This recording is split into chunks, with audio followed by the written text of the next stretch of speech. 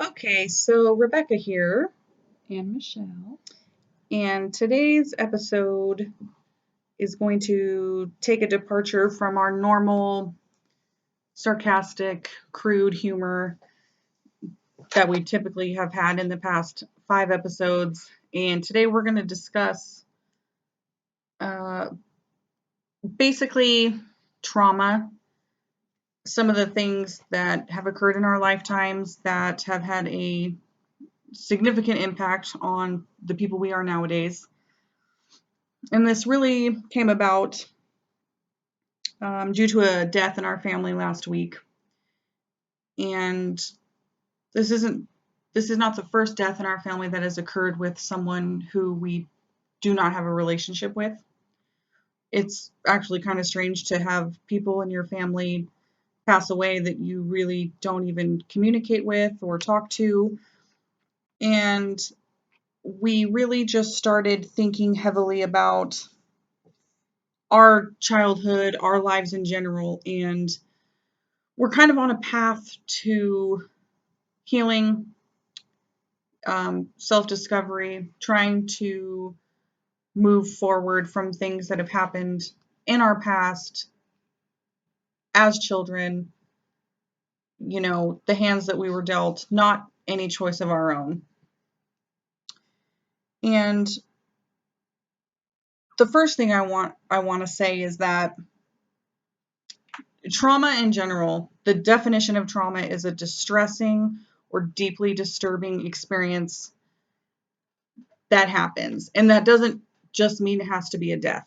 Okay, so when people talk about having a trauma that has happened, it's not just a death. Even though I've experienced death, you've experienced death, which were very traumatic.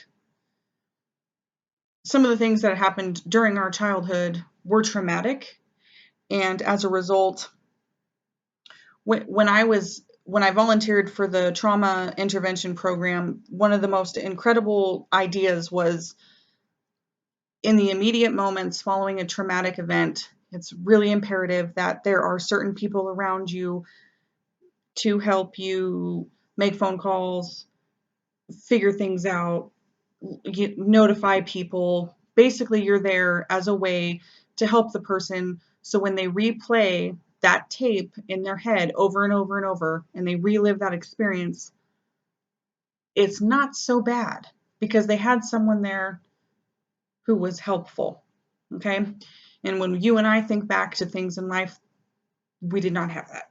Mm-mm. So when we replay these tapes and we replay these things, it's just as painful to relive it as it was when it happened.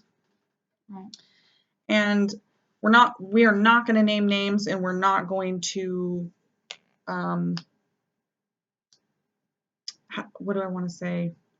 This isn't to like call people out Right. or it's just, it's good to talk about because I feel like so often people perceive us a certain way. And a lot of that is a coping mechanism, like a front or a facade that has been built up over time that is rough and outspoken and opinionated and a little hard, Right. a little raw.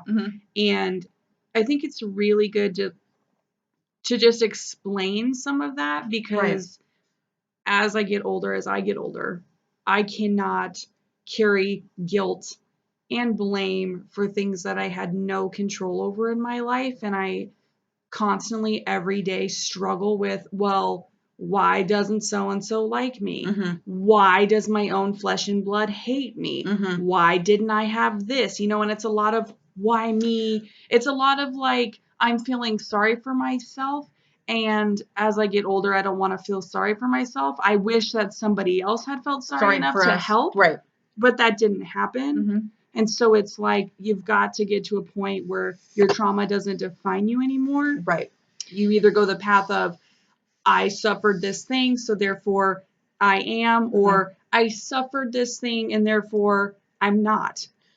Right. And another thing, we were talking to an old friend that we spent a lot of time with throughout junior high and things, and She had said, I loved your mom and I loved that you were able to talk to your mom and your mom was so cool. And it's like, us both, we hid a lot of our childhood. We disguised a lot of our childhood. We didn't let a lot of people in on a lot that was going on. So we went through hell. Mm-hmm. Really, really, really traumatic hell. And a lot of people don't have a clue. And the older I get, and the therapy that I went through in dealing with the passing of our mom, I'm totally okay with saying, you know what? We had a very messed up childhood and we did not have support. And it's quite frankly a miracle that you and I turned out, I think, as well rounded as we have turned out. I think something that we carry incredibly well is our compassion and our empathy for other people. I know that I come off as a hard ass. I can be pretty blunt, but you and I both are the type of people that if we consider you a friend, if we even consider you a person that we care about in our lives, we're really willing to go the distance for you no matter what. We'll show up for you. We'll make sure you're okay. If you have something going on in your life, we're going to check in on you. And that all things included, when the world is crumbling around us, we're still reaching out to everybody else. Mm-hmm. Which I could say by all the, studies and statistics that have been done, I could be a little hermit crab, not care about anybody else, and just me, me, me, me, me. And somehow we aren't like that. And we really do care about a lot of people. The career path you've chosen, you care, you teach, right? So what we want to do is just address a few things that have happened in our lifetimes that really shaped the foundation of our entire lives. We no longer will be held accountable for other people's behaviors and perceptions of us when they were adults and we were children. We were children. Mm-hmm. We were bullied horribly in school. We were poor. Yes, we were poor and we didn't have a lot of money. We had clothes and we made it to school every day. Mm-hmm. We got good grades. I did not miss a meal because I snuck food. But we were bullied horribly. As a result of being horribly bullied, we were not getting the support that we needed as children to handle that. So what did we do? Well, we fought back. Not physically. We wouldn't physically fight back, but I would make sure that if I was bullied, I gave it right back to the person, sometimes 10 times worse. I remember following a girl home from school. I was relentless because no one wanted to help me. And it didn't matter who I went to. I told my mom and dad, I told whoever I could at school, and it didn't matter. There was not the adults are supposed to help me. It was nope. So figure it out. So we were bullied. We acted out.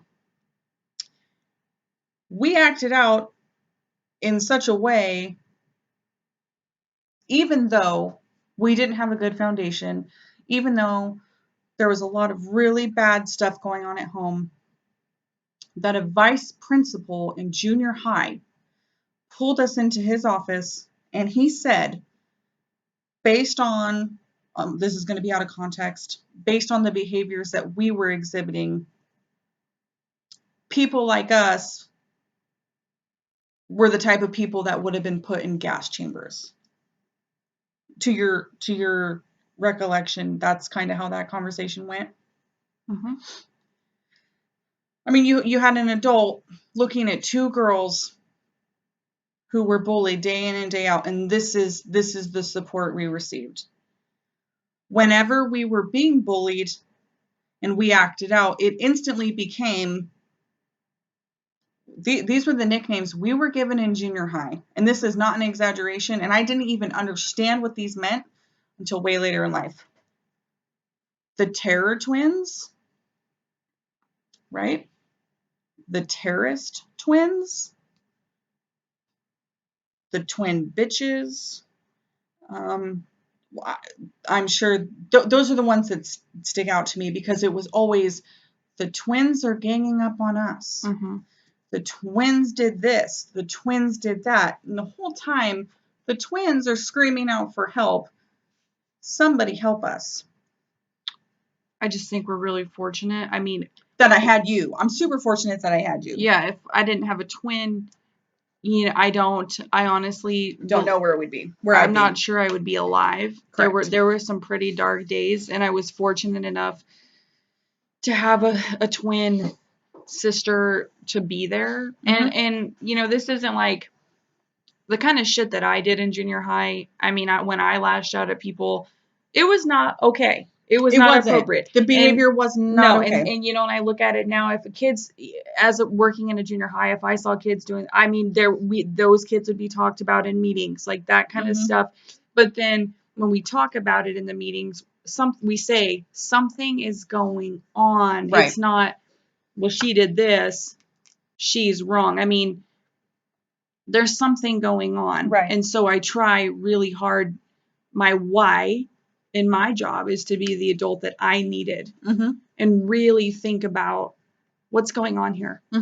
Because I don't believe that children can be so aggressive and angry and broken because that's how it is. There's something that has happened. Right. That is trauma. That is trauma. The types of traumas that we experienced,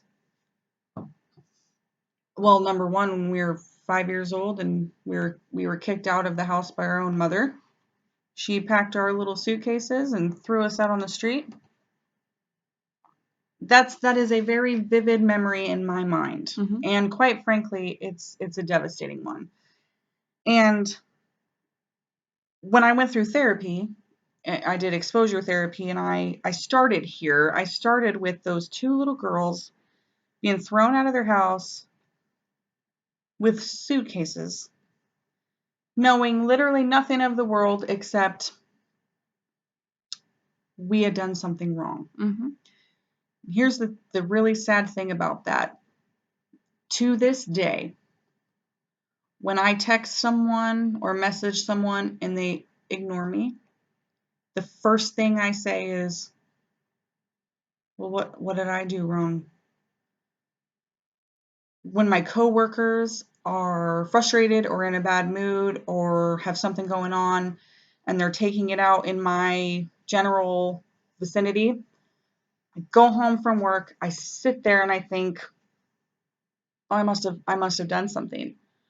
Man, I killed it on this project, I did this, that, and this, but I must have done something wrong. I still must have done something wrong. It's me. And this year we're going to be 32, and that is something that I don't think is ever going to go away. I think over time I can learn to train my brain to not think that way. That is such the go-to natural reaction is, what did we do wrong? Waking up every day during school to our mother angry, stomping around, slamming doors, telling us, thanks for ruining another perfect good day, for existing. These are things that we will take with us to the grave. For existing. When you wake up and the only issue is that you've woken up, that has a serious, serious effect on self-esteem. I don't have any.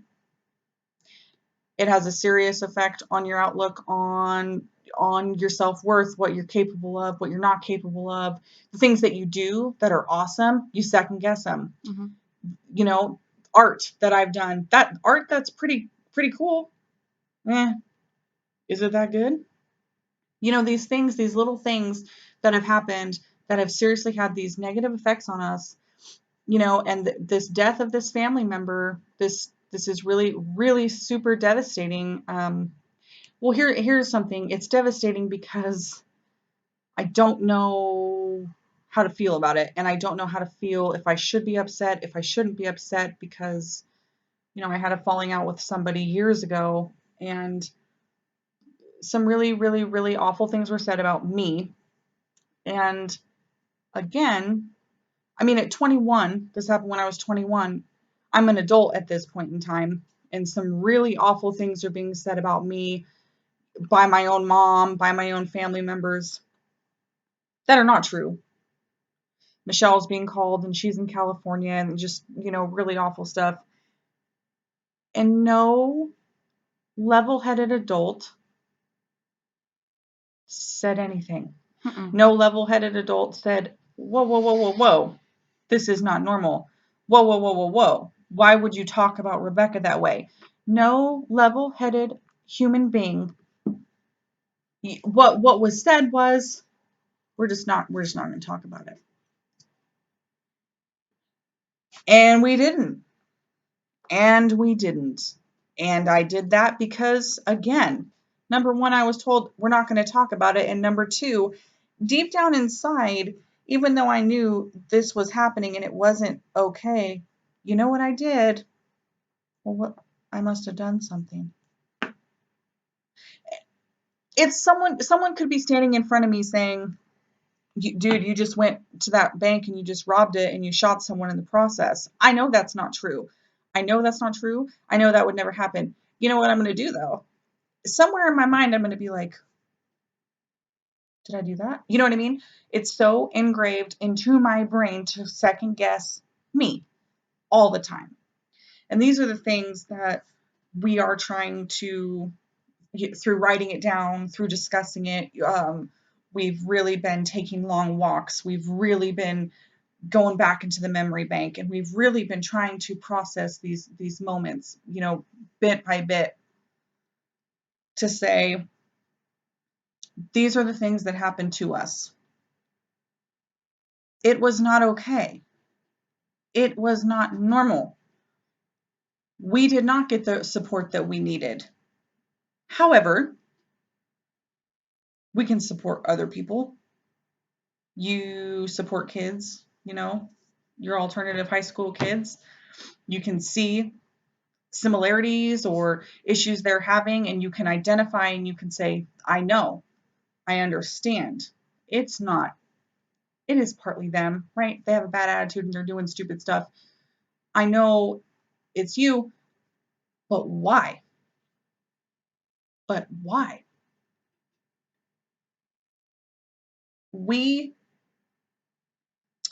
I remember being in school in junior high, and one of our friends at the time stood up in the middle of the class because her and I were in a fight.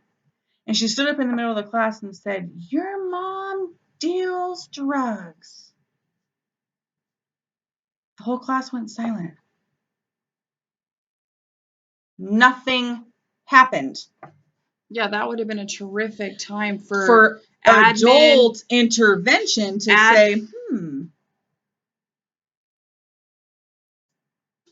Because now, and I'm not sure how different the process is when an allegation like that is made, your school team gets together, and social worker is involved, and it's investigated.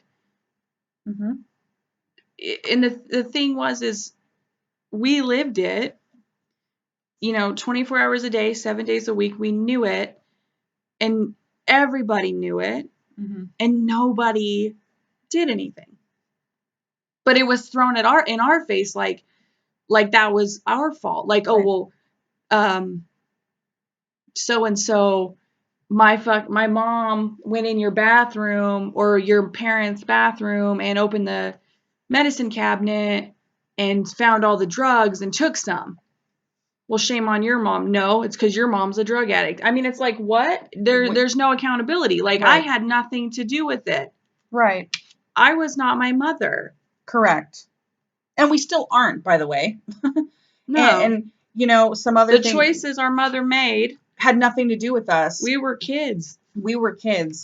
And some choices that our mother made got thrown in our face a couple years ago. Again, we know. We lived it. I don't know what to say about it. It's not news. It's not my fault. It's not my fault. And again, though, it goes back to the adults.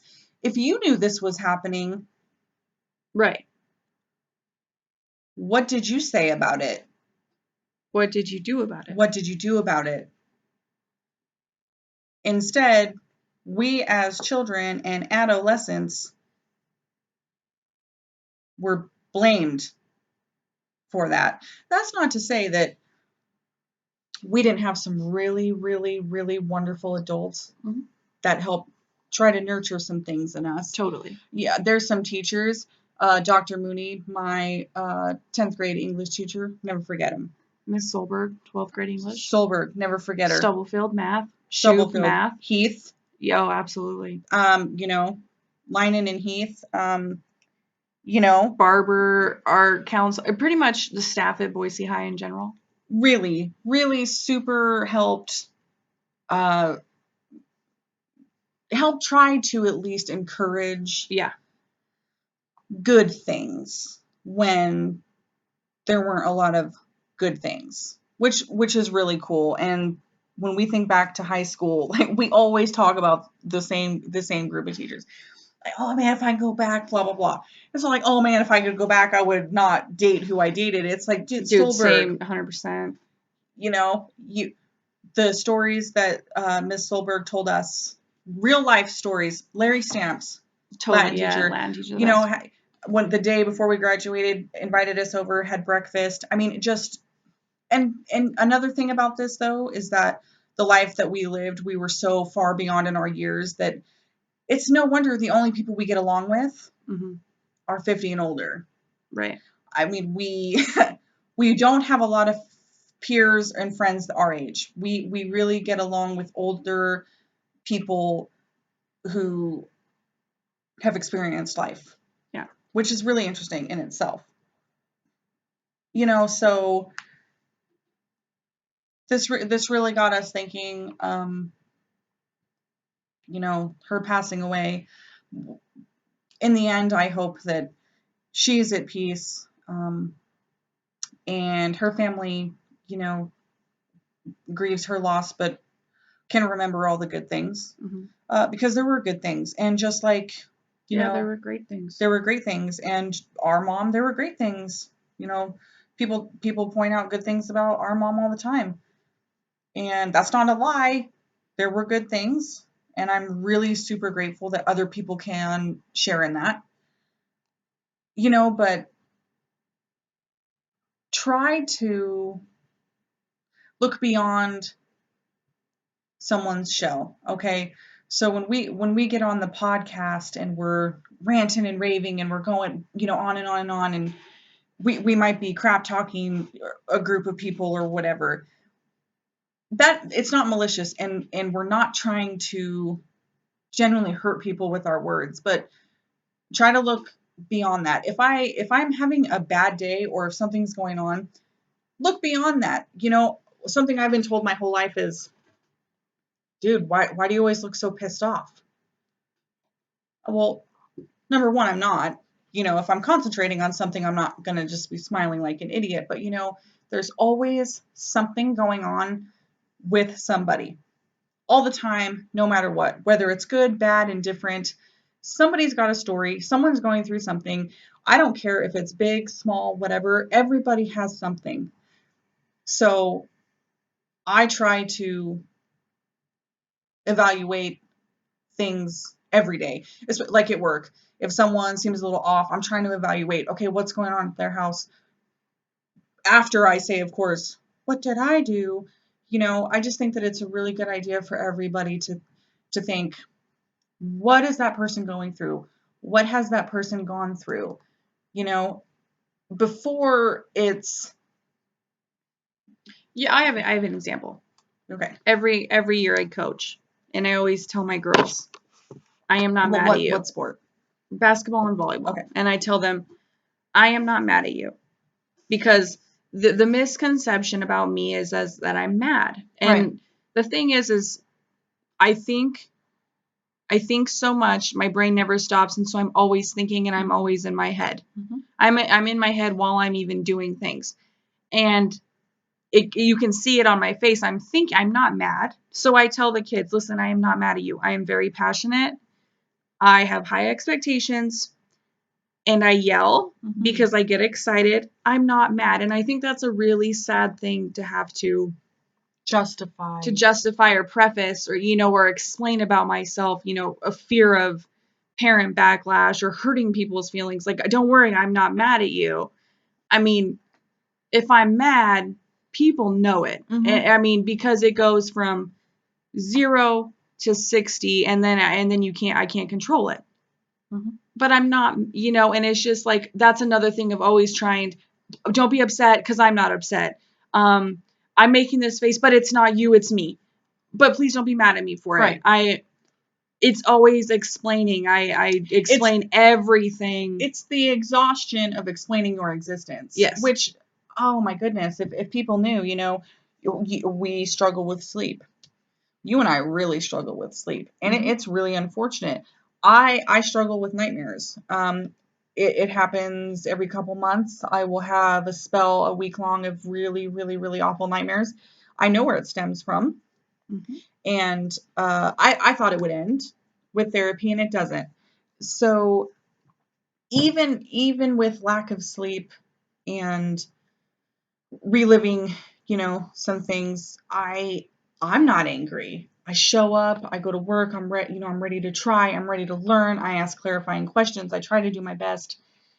So, but to be honest, there's a lot of times that I'm angry. I mean, because I see so many injustices, like on the daily. Sure. So coworkers, we've sat and we've just, bitched in circles about the monotonous bullshit. And yes, I am angry. But then it's like, nobody else, kids don't know that. Right. The kids don't know that. Right. And that's important. That's important. And that's exhausting. Being able to turn that off, which I think is important. Yes. And it's not even having to turn it off, because when I go to school, those kids make me so happy. Like, even on my worst days, I know I get to go to work, and just being there is soothing for the soul. Right. So it's not, I mean, I don't want to say it's such a hard job to turn it off. Yes, I am angry. But it takes work to do it. Sure. I'm angry. I would say I'm angry a lot of the time. I'm angry at things that I can't fix, that I can't change. Right. I wonder why, answers to questions. But I really try to fight that by doing good things. But I preface people's perceptions of me before they have the chance to perceive me. And that is from a lifetime of feeling guilty for existing, just for being. And I think that's the real trauma. And it really is. And it's something that, unfortunately, I don't think's going to end in our lifetimes. I think it's something that we will battle for the duration of time that we have. And that's unfortunate. No, but I think I want to be able to get to a place where I don't ask the questions anymore. Why did this happen? Why didn't we have, the life of so-and-so, and how come our family's not like this? And, it is what it is. And we've made family here and we've lost family here, and we had a really good run with a friend group that, it was so wonderful to have friends and be a part of something again, and it fell through, and there will be more family, and but it's just like, there is more to me than my facial expressions or my opinions on a podcast or my sarcasm or and I think there's more to everybody than anyone sees. And let's be honest, we are making ourselves vulnerable by putting a podcast out. Therefore, we're welcoming feedback and or criticism. I'm not upset of any criticism. Someone wants to criticize me, it's fine. What you're going to say to me is probably something I said to myself in the shower. Like, nothing you're going to say to me is something I haven't even already heard or haven't already said to myself. But it's a good way for us to say, hey, number one, that podcast has over 13 hours of listening time. That's really cool. That means people are actually taking time out of their day to listen to us. They're listening to our clowny asses, and I think that's really funny. I've gotten really good feedback. I've got a couple girls who text me about it, think it's hilarious. They pick out certain things that we said, they quote it. I think that's really cool. If we can make you laugh and you can take something good away from it, that's the whole point. When we talk about our, childhood with our friends and the treehouse and stuff, and people went back to that time and like had a good laugh about that, killer. That's awesome. I'm super stoked about that. We are opinionated, and that may come off as real harsh, real blunt, real rude. There's a lot more to us than that. Yeah. And that's all we really wanted to share, was that, we've gone through some trauma. We've experienced a lifetime of trauma before we were even 20. I mean, the amount of stuff that we had to experience, and I think we're doing okay. And we hope that if anybody else out there has had some sort of experience, trauma, if you've been bullied, if you're going through something right now, I'll advocate for you. I'll try to help you figure out some resources. I can give you the name of my therapist. She helped me in ways I can't even verbally explain. I think therapy is such a good thing, a good tool that people should use. It should not be stigmatized. So, if anyone has any questions or wants to just say, hey, thanks for sharing your stuff, we appreciate it. We got good ideas for future pods that we're going to do. I think the next pod is going to be all the good stuff. And I think that's a great idea for a pod. So after our 3-mile walk today, this is where we came to. This is what we wanted to say. Hope everybody's at peace with everything. Yeah. Because that's where we're trying to go, is to just be at peace with everything. So anyways, thanks for listening. Until next time. Okay, bye. Okay, bye.